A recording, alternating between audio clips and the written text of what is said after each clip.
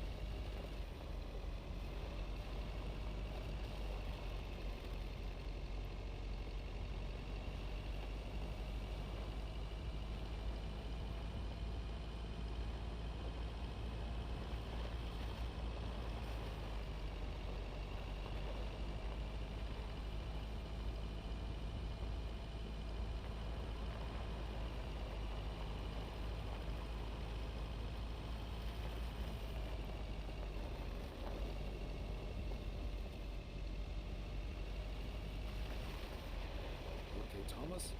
Just keep the wheel steady and trust the snow chains on the tires.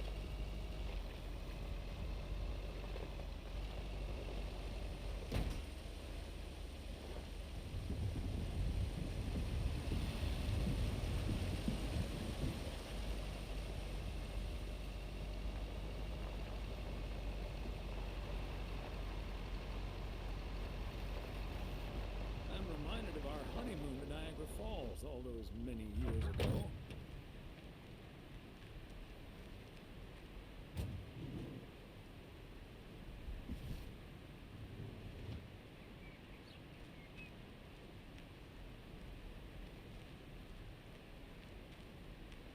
Hey there! Looks like Santa's a little late this year. Ha!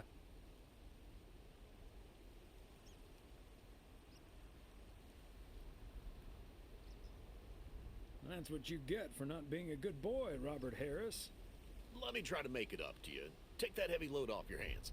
That must be the fire pit I ordered. Now I can finally go ice fishing without freezing at the same time. Ice fishing. That sounds like a nice adventure. Well, you're in luck. Bert's out of town, so I could use someone else to talk to. Not that Bert talks that much. How about it? Tomorrow evening. Sure, let's do it. But you better make sure that fire pit is working. Perfect. I'll bring all the gear, but feel free to bring some booze. Hey, did you have a nice Christmas, by the way?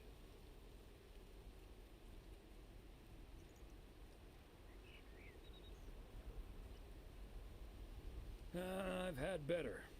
My daughter couldn't make it. Sorry to hear that. Anyways, I won't hold you up any longer. I need to assemble this baby. See you tomorrow, Thomas. I'll come pick you up.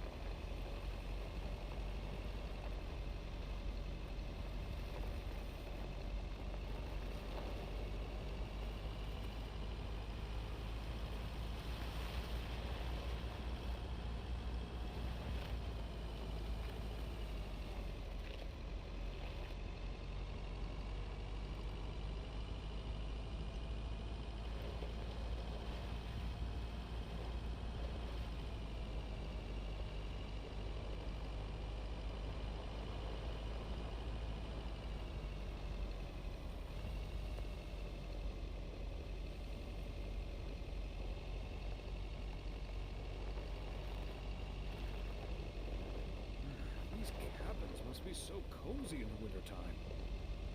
Cold. Probably freezing cold.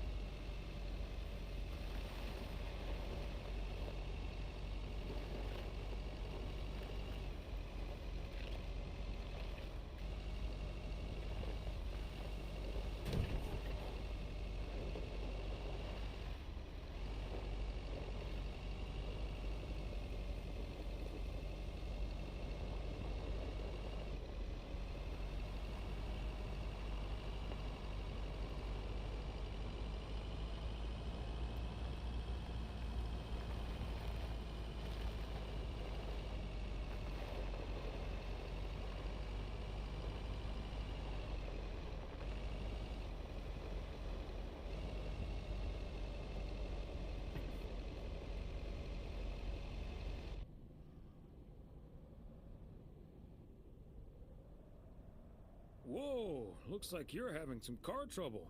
Yeah, just a second, my good man. Gabriel, can you figure out what's wrong with this blasted vehicle?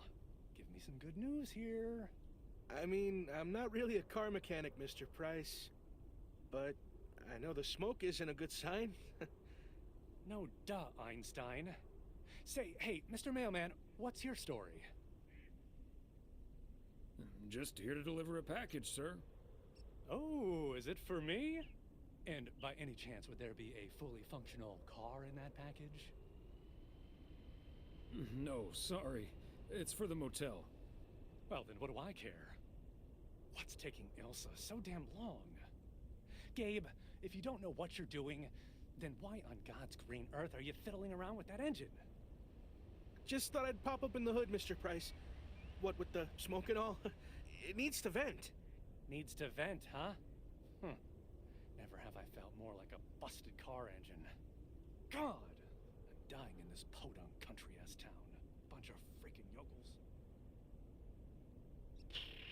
So, hey there. I see you've already had the privilege of the full Connor Price experience.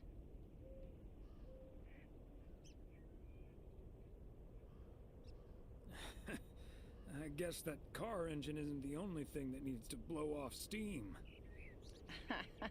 Yeah, Connor can be a bit much. Anyway, I'm Ilsa Richter, local TV segment producer turned car problem solver. And that sporting young man over there is Gabriel Serrano, local TV sound guy turned amateur mechanic. Emphasis on amateur. Hey, I never claimed to know anything about cars. Just because I used to be a studio tech, Mr. Price put me on engine duty. Anyway, nice to meet you, sir. Nice to meet you. I'm Thomas Weiss.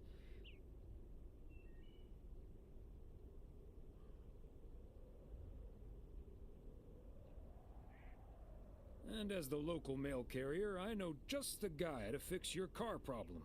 If you mean Young Car Service, I'm way ahead of you, Mr. Weiss. They're on their way right now. That's great, Ilsa. You're an even better car problem solver than you are a segment producer. Flattery will get you everywhere, Gabe. That must be Ben Young. You're in capable hands. He'll have you fixed up in no time. God, I hope so. We need to get to Melville, and we're already way behind schedule. Hey, Mr. Mailman. Come in here for a second, please. Excuse me. Duty apparently calls. Happy travels.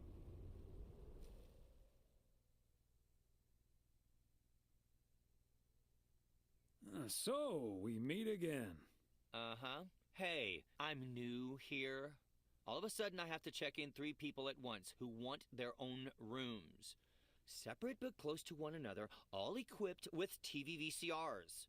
And, well, long story short, I need to reach Emily Weiss, stat. I'm guessing the local post guy would know where to reach her.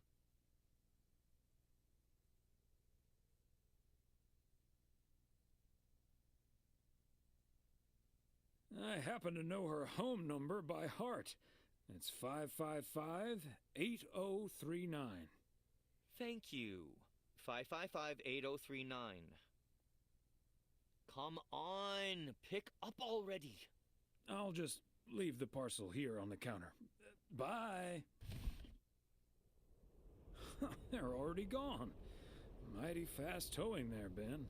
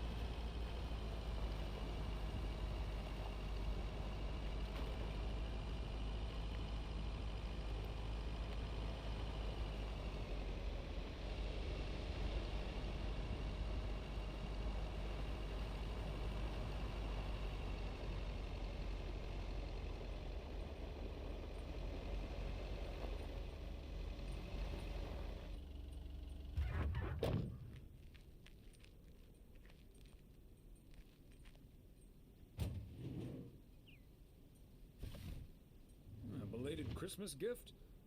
Maybe. Yes, I understand, but Maureen said... Doesn't really matter what Maureen said. I can't help that her orders have been delayed because of the snow. She should have just ordered sooner. It's not like New Year's Eve appeared on the calendar out of nowhere. That's true, but it was only 2 weeks ago that she decided to throw a celebration at the diner. And once we're sure we can host a proper party for everyone, you are also invited. That sounds an awful lot like blackmail to me. Please come to my party, Nancy. But first, hand over a football team supply of cheesy dip, quiche, and sloppy joes. I'm sure she didn't mean it that way, and I'm sure you're more than welcome either way. But I have to run now. Bye, Nancy, and hi-bye, Thomas. Bye, Kay. Maureen Hennessy strikes again. P.O. would be a boring place without her. Boring? Drama-free might be the word you're looking for. One thing's for sure, she does not know how to run a business. Always bites off more than she can chew. And now I'm supposed to come to the rescue?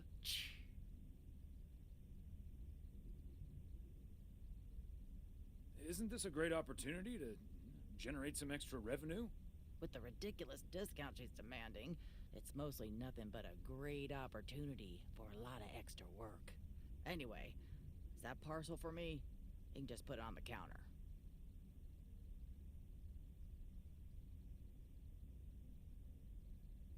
Sure thing, Nancy. Have a great day.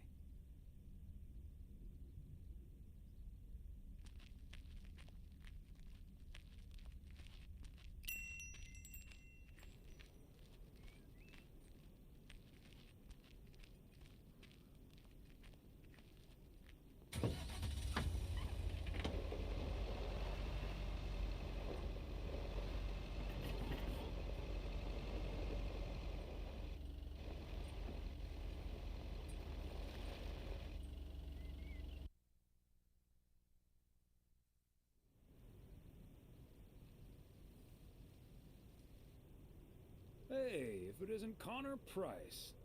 Oh, that's him, huh? He's taller than he looks on TV. Let's hope he's in a better mood now. He was really quite rude to me earlier. Wow, sounds like a real jerk.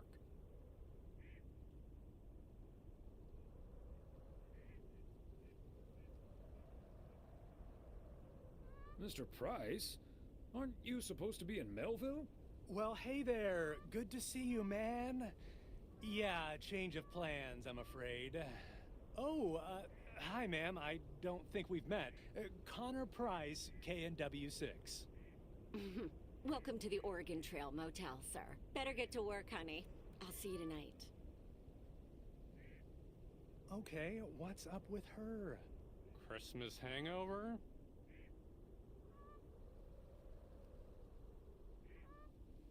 No, it's just that I told her about our earlier meeting. Oh, I see. Yeah, about that. Listen, I'm man enough to admit that it wasn't my finest hour. I'm usually a lot more easygoing. In fact, the Willamette Week once called me one of the most likable faces in local broadcasting.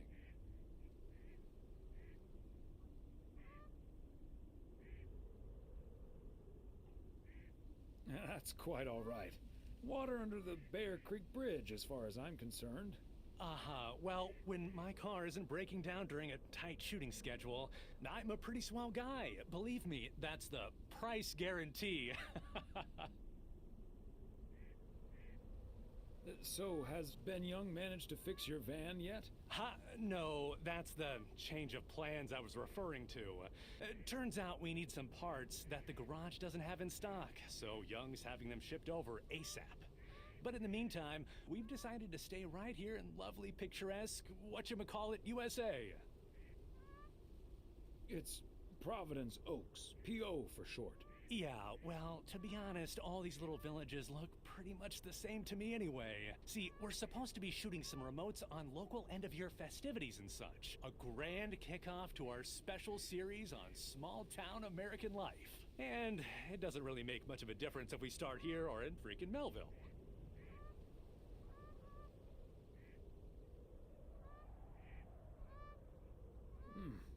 Yeah, I guess that makes sense. A great little place, too. This town has warmth.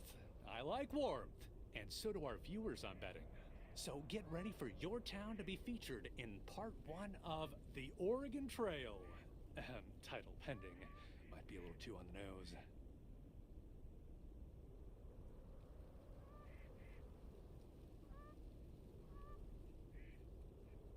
That is the same name as this motel. So I guess it isn't particularly original. My wife works here as a receptionist, but she's not the one who named it. See, this is what I'm talking about. Real conversations with real Americans, right? But as fun as this is, I should be turning in. The 3 of us each got our own quaint little room. Mine's non-smoking, unfortunately. Still beats Gabriel's.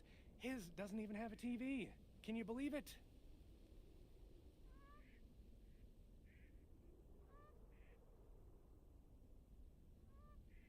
Oh, the irony. Anyway, great banter. See you around, my main mailman. Bye.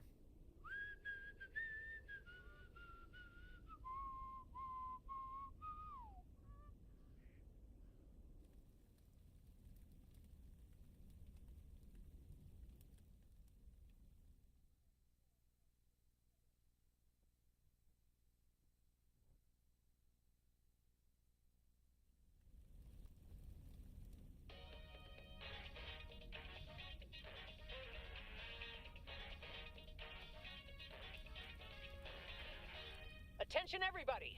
There's a suspect situation at the drive-in. Sounds like a job from Fries and the Hamburger. Real funny, guys. Okay, Klaus, let's go check it out.